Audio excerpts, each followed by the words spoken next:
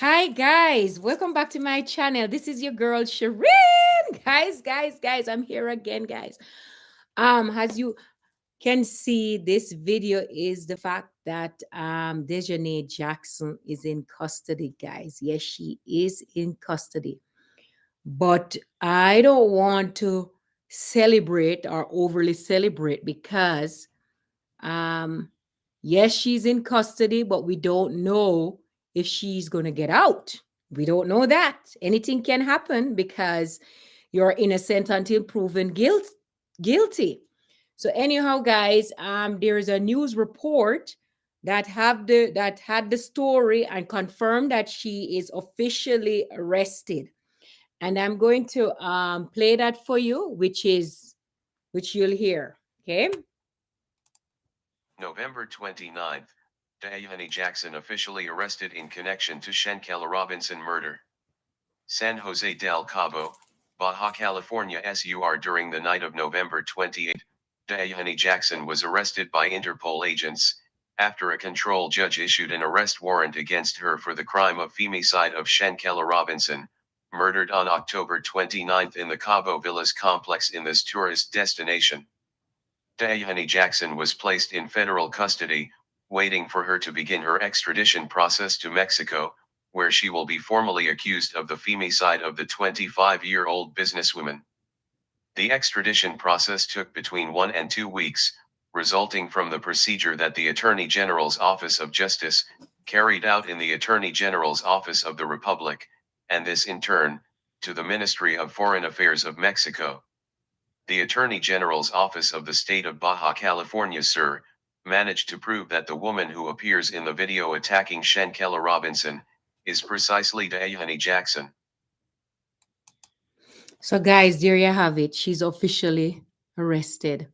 So, I want to state that, guys, because Mexico law is different from the United States or even North America. I have a few, I just want to educate, or some of you might already been educated on the law in Mexico or have some idea. I'm just going to give you just a brief introduction on the what is going to happen there. So they take her, they extradite her back to Mexico, and then she's going to have a hearing. And then after she have that hearing, she's going to the judge is gonna the judge is going to rule whether or not they proceed or they don't proceed if they have enough evidence. Now, while she's there, she's going to be in custody. That means she's going to be detained. She's going to be in she can't go anywhere. So what will happen is that those, if she spent 2 years there, when the sentence, at the time of the sentence, they're going to deduct that time, right? So that is great news. The good thing is she's going to be speaking Spanish because all of the communication and all of the court hearing will be in Spanish. No other way, just Spanish, guys. And yes, you have to get herself a lawyer. I'm sure she won't have a problem getting a lawyer because this is a high profile case, and a lot of people, people they want to, unfortunately, a lot of people see an opportunity where they can get famous at this time. So yes, she's going to have a legal representative. One thing though is that I believe that they will look at this case with scrutiny, and I think that they have to have all their ducks in order. That means they have to have good, the victim parents have to hire a good lawyer because we never know, right? We never know. So that's about it. And oh yes, and also there is only in Mexico there is no death penalty, so that is great. And also there is no jury, so therefore the decision is made by the judge. So after the judge looked at the information, looked at the situation, and then he's going to proceed as a solo person. So that could be good and that could be bad, right? Depending on who he is. And I think because the case is such a high profile case, It could be great for Desane. It could be great for her because at least, we will hear everything and everything will be looked at, right? So other than that, guys, that's it. I mean, there's not much to add to this. She is there, right? We are looking for a guilty verdict, but remember, you have to you're innocent until proven guilty. Anyhow, I have somebody on the line here. I have Tanise on the line here, and I want to ask her a few questions, her thoughts on it. What would have driven a person to murder another person? And you want to go ahead? Yeah, as I said, greed, envy, jealousy, bullying is real. Mm-hmm. Sometimes we give the public too much information about us, and sometimes it backfires and it's used against us. Right. Because they had if but it's good though to give the public some information, because if that video didn't come out, we would have been in the dark. We wouldn't know anything. No, not good. Okay. Right? There's pros and cons in everything. Sometimes you give a little, but not too much. Because, whatever you put out there, is either it's going to help you or it's going to hurt you. Right. So we have to screen everything and to be conscious that what we put out there won't hurt us in the long run. You have any advice for like young people coming up and calling people their friends, or any red flags people should look at or should use as a red flag or use as a marker to say, As I tell my kids, look at why you call the person your friend. If the person is making slick comments and jokes, or if they're doing anything at all that makes you feel hurt, or you talk to them about it and it continues, then that's not your friend. Right. Like, because no friend is want to embarrass you, to belittle you, to, make hurtful gestures, or, to do anything at all. I mean, put yourself in that person's position. How would you feel if you're the person being picked on or being bullied or anything like that? You would feel bad. So of course. You have to walk in each other's shoes and, to just say, hey, enough is enough. I know when enough is enough. I'm going to tell you. We like too much company. Right. We need to spend time with ourselves. Read a book. Watch a movie. Do some writing. Do poetry. Sometimes when I am home, I have siblings, a lot of siblings, and sometimes they would mock me and call me names. But sometimes I like my quiet time. I like to do me. I like to sit in a corner. I like to organize stuff. I clean my house 2-3 times. Find stuff. Of course. I have a story to share with you. Let me tell you this story. So, I know an individual who went with a friend to they were going it's like a long weekend, and they decided they were going to go, I think they were going to go camping that weekend. And while they're going camping that weekend, the individual, one of them get beaten. Like, actually, they got there and the friend beat them. And when they came home, they were all bloody. The police was involved. One of them ended up behind bars.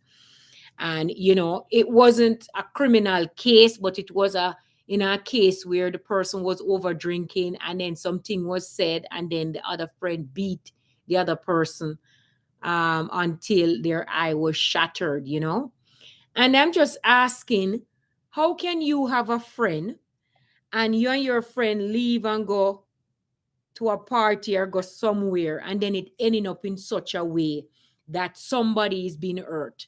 And I know of other stories too. Hold on, stick a pin. that girls go out, them drink too much, and then the girl ending up them get raped, and the friend don't know that that the girl got raped, and they all went, and one missing, and they have situation where one ending up getting missing, and then the rest of friend don't even know what happened to that friend. So do you call these people friend? Is this friends or friend protect friend? If I go out with my friend, I'm going to make sure that my friend go home. And if I know my friend is capable of drinking and having blackout, I'm going to make sure that I will watch that friend and said, no more, enough is enough, right? Be your brother's keeper. Yeah, but you see, sometimes, okay, like for example, if three of us going out, one of us has to be like the driver, the getaway driver, then to be conscious. Hey, I'm not going to drink. If you guys going to drink, I'm not going to drink. I'm going to be the one to drive us back home safe. Or is it that because sometimes you and I are friends, and you and somebody else is friends, and they're the one inviting you to the party? No, remember, you're the innocent one in it because you don't know that person. But the person you trusted to go with, that person is your friend. That person should be the conscious one to say, hey, listen, I took this girl with me. She's my friend. She's not yours. She's just meeting you guys a couple of times. So I'm going to be the responsible one.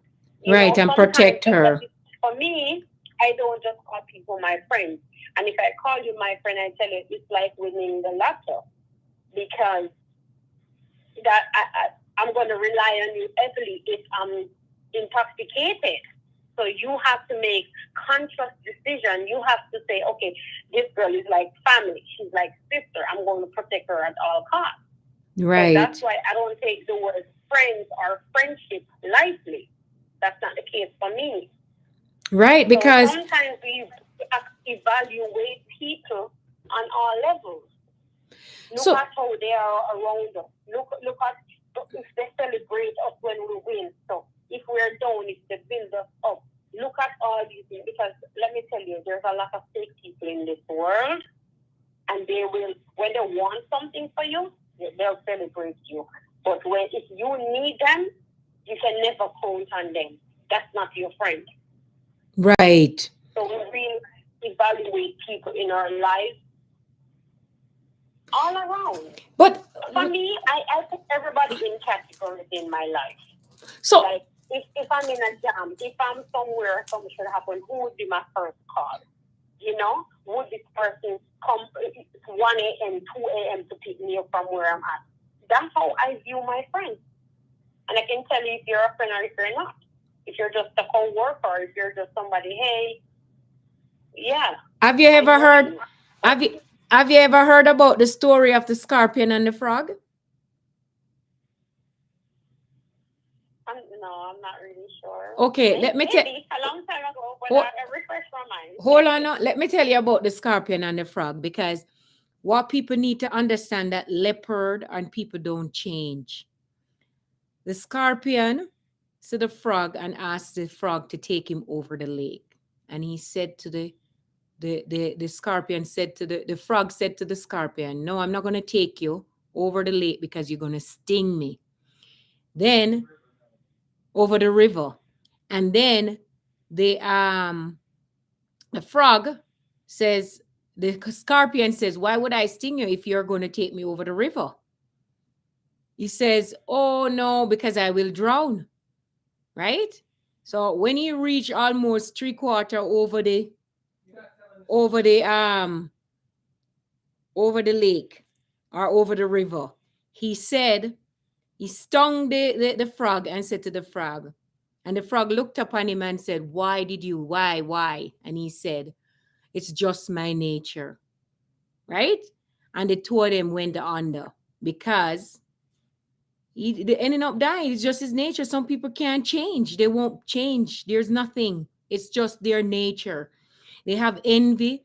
Now, my thing is, could envy drive you to kill somebody? Because envy is just a feeling where you're not actually gaining anything. So my question is, what is it that Shanquella Shanquella had that Daejahane wanted? Or what did she gain from her death? Because usually people kill, like a man kill his wife because he don't want to pay her alimony, or he have a motive. We don't want to pay her alimony because she's taken from him. He has to give her money. Don't want that. Or somebody killed because they want the whole inheritance or something. What was her purpose for killing that girl, knowing that she really not getting anything tangible? Well, you see, maybe she's not thinking level-headedly. Because, listen, sometimes when people kill, they're in a different state of mind. They're not thinking about the outcome. They're thinking one way and it could go 50 different ways. It could be business-wise. Nobody knows her reason or her motive for killing this young lady. It could be relationship. Maybe she liked the guy who liked her. She liked that guy, or she had a crush on that guy, or nobody knows. But people kill people for different reasons. It's not right. Mm-hmm. There's no justification as to you taking somebody's life. But we have a lot of envious people in this world. A lot of people walking around just not thinking straight. Oh, look at her. Oh, she smiles so much. Oh, look at how she's dressed. Yeah. Look at her body. People envy people for all different reasons. Her foot is smaller than mine. Her nose is straight. Oh, look at her hair. People just, Right, you're right. Just like somebody stalk. Why would somebody stalk somebody? You like the person. Yes, you say you like the person, but yet you're stalking them. Why? That's putting them in danger. You're thinking you're doing something good, but you're not. So if nobody knows her state of mind, or if she was on drugs, or what the case may be, nobody knows. You can only speculate and say. Those closest to her would know what's what, or Mm-hmm. So it's just, as I said, we just have to be careful because this world that we're in now, trust me. Yeah, she just put herself. You see, force you to get what they want, and if they can't get it, you can't have it. Just like some relationship you're in. Unfortunately, He leaves or you leave, and you're okay picking up the pieces and trying to do whatever, and they're like, oh, if they can't have you, nobody can have you. As I said, everybody does. People do crazy things. Yeah, but you know what though? We're gonna end this video now, but this is what I want to leave people thinking. It is just not only Shanquella life is at stake here. I mean, Shanquella, she will never come back, unfortunately, and my heart goes out to her family. But also Daejahane parents, they're having a loss also, because their daughter is being extradited back to the state. I know she's to Mexico, and if I had a son who commit murder, I would feel just as hurt for the person who commit the murder, for him who commit the murder, and for the person who died. So it's two loss. Horrible. You feel lost for your child, and then you feel lost for the life that is taken. So it's like, oh my God, So it's nobody's winning here. There's no win-win situation. The fact that yes, Shanquella parents would never see her again. I heard that this is the only child for Mr. Robinson. I mean, it is horrible knowing that you have one child, and that child has invested so much. She's not like some Lego beast. She's a businesswoman. She has done well for herself. It is horrible. And then somebody come and just snatch her away. And that's how violence continues, you see? That's how young people get involved in all manner of evil and all of that. look at that now. Somebody should retaliate. Then it goes on and on and on. Like, Right. it's ridiculous. It's crazy. It's craziness go on in this world. Look at the fact that no, they were all standing around when Daejahane was beating Shanquella. I mean, everybody was there cheering. I'm sure they're not cheering now, right? Had somebody stepped up and said enough is enough, she would have been alive today.